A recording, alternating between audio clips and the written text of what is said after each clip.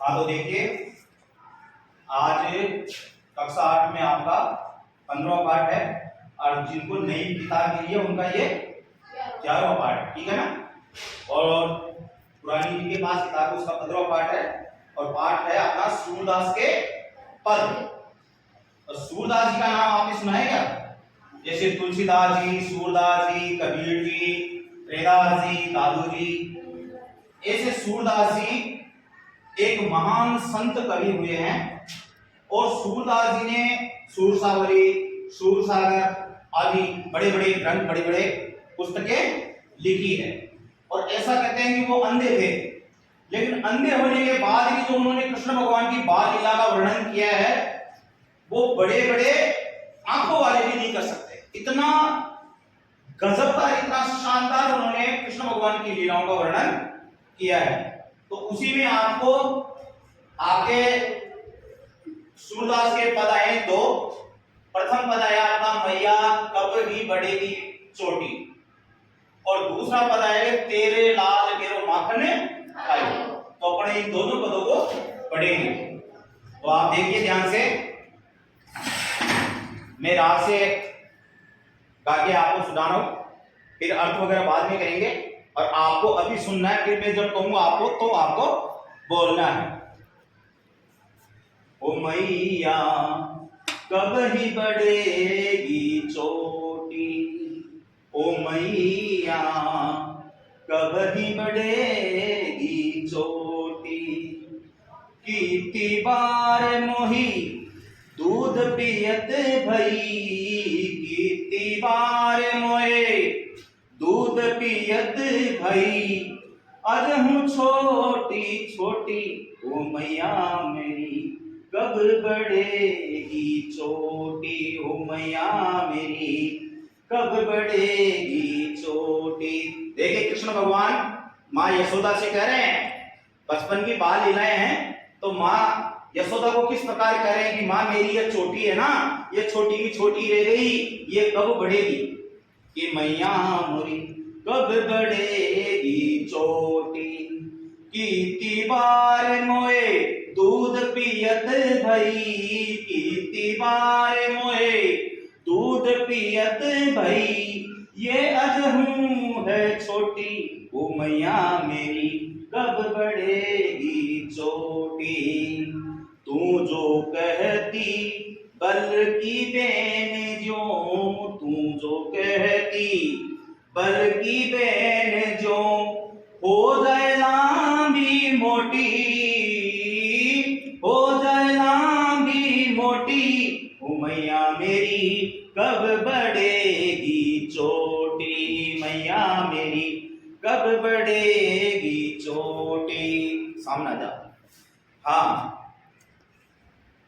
काढ़त गुहत नहावत जैसे,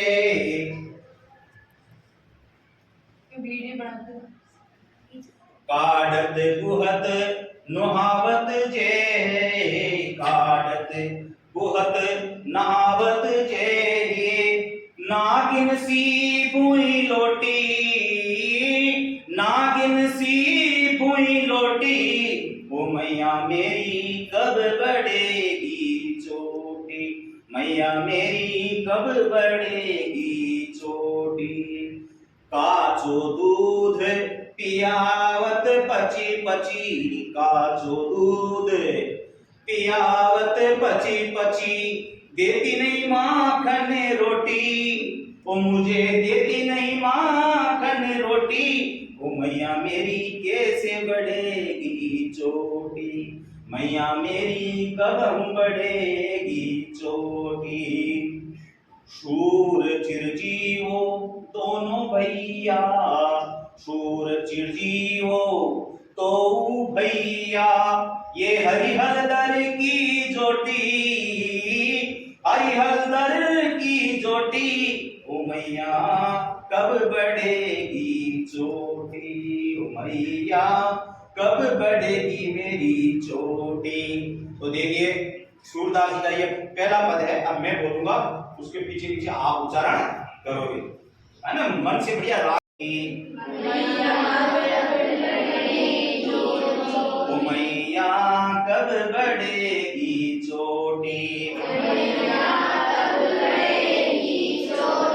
कितनी बार मोही दूध पियत भई, कितनी बार दूध आज हूँ छोटी की छोटी, मैया कब बढ़ेगी चोटी,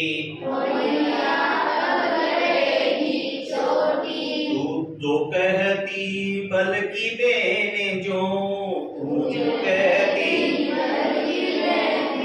हो जाए लांबी मोटी, हो जाए मैया बोलो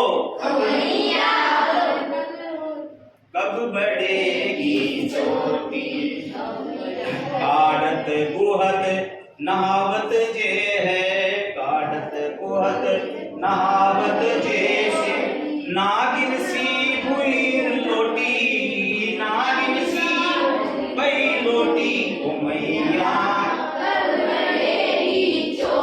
बोलो मैया काचो दूध पियावत पची पची, देती नहीं माखन रोटी, ओ मैया मुझे देती नहीं माखन रोटी, फिर कैसे बढ़ेगी मेरी चोटी, ओ मैया कैसे बढ़ेगी चोटी, सूर चिरजी वो दोनों भैया, सूर चिरजी वो दो भैया, हरिहरधर की जोटी, मैया कब ही बढ़ेगी चोटी, मैया कब बढ़ेगी चोटी। अब देखिए एक एक पंक्ति का अर्थ समझिए, सूरदास जी ने क्या समझाया है कि हे मैया सबकी चोटी बड़ी बड़ी हो गई और ये मेरी चोटी आखिरकार बड़ी कब होगी, मेरी चोटी कब बढ़ेगी, सबकी चोटी है ना काली काली मोटी मोटी लंबी लंबी हो गई और मेरी चोटी है ना जो अब भी छोटी की छोटी है। तो मैया यशोदा से कृष्ण भगवान बाल परी में कह रहे हैं, बाल लीला देखिए, ये मैया ये मेरी चोटी कब बढ़ेगी, तू बता। अब क्या कहती है, क्या कह रहे हैं कृष्ण भगवान, कितनी बार मोही दूध पियत भाई, तू तो कहती है दूध पिया कर दूध पीने से तेरी बॉडी बनेगी, तेरी चोटी भी जोरदार हो जाएगी और तू ताकतवर हो जाएगा, तेरा रंग साफ बढ़िया हो जाएगा। मैया तू कितनी बार मोही दूध, कितनी यानी कितनी बार, मोही यानी मुझे दूध पियत भाई, कितनी बार तू दूध पिला रही है, हमेशा कहती है दूध पिया कर, पर अजहू छोटी की छोटी, अजहू यानी अब भी, आज भी, लेकिन ये आज भी छोटी तो छोटी की छोटी है। फिर आगे बता रहे हैं, देखिए अगला ताना क्या दे रहे हैं, तू जो कहती बल्कि बेली, जो तू क्या कहती थी कि जैसे पेड़ पौधे पर बेल चढ़ जाती है ना, ऐसे बेल, और नई नवेली दुल्हन के जैसे बाल होते हैं, ऐसे तेरे दूध पीने से ऐसे लंबे काले बाल हो जाएंगे, नई नवेली दुल्हन की तरह देखता तेरे तो है, लंबी मोटी, लंबी भी हो जाएगी और मोटी भी हो जाएगी, तू तो मुझे बहका रही है, मेरी तो अभी भी छोटी बड़ी नहीं है, वो की वही है।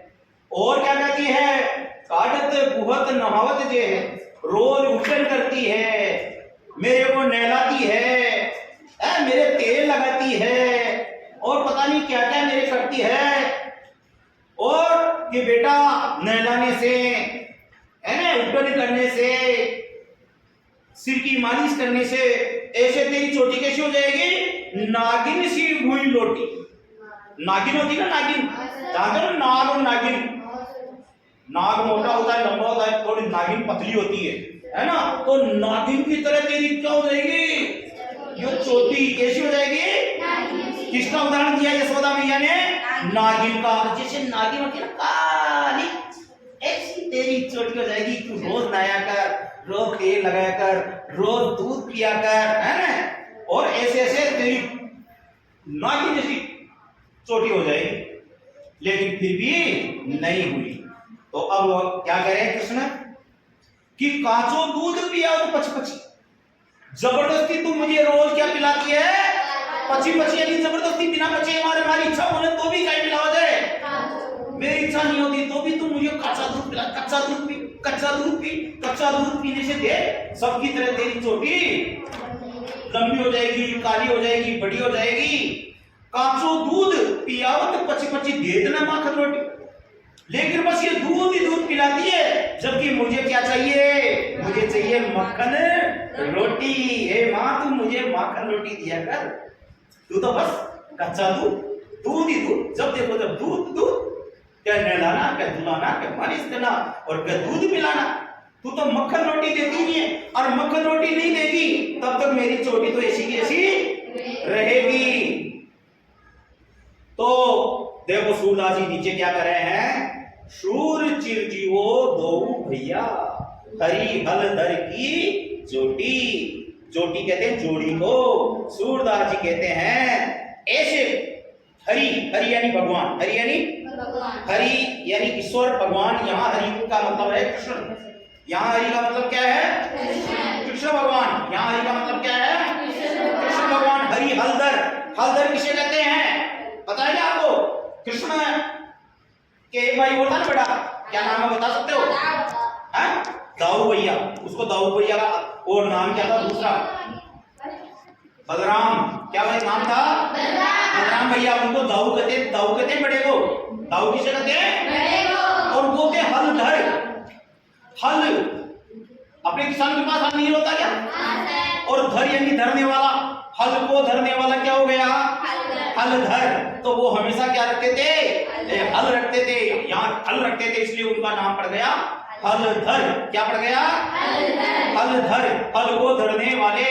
यानी तो सूरदास जी कह रहे हैं सूर चिरजीवो, चिरंजीव, चिरंजीव यानी दोनों भाइयों की जोड़ी अमर रहे। किस किस की? किस किस की? हरि हलधर।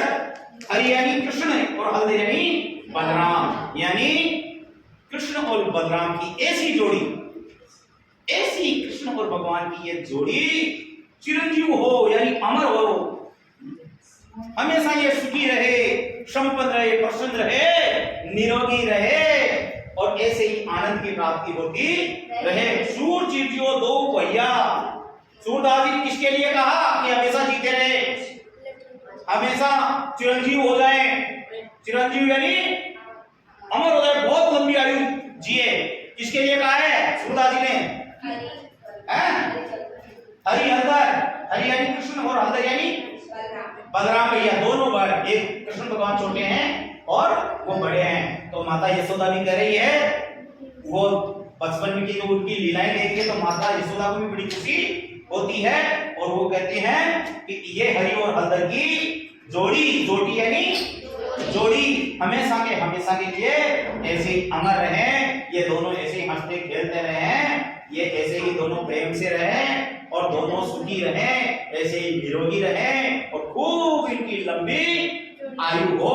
तो देखिए पहले पद के अंदर, पहले पद में सूरदास जी ने भगवान कृष्ण की बाल लीला का वर्णन करते हुए अपनी चोटी के बारे में शिकायत अपनी माँ को बताई है। और यशोदा माँ के और कृष्ण भगवान की जो वार्तालाप हुई, या जो कृष्ण भगवान ने यशोदा मैया को जो बताया अपनी चोटी के बारे में, उलाहना भी दिया है, बताया भी है। तो ये सारी बातें इस पहले पद में सूरदास जी ने व्यक्त की है।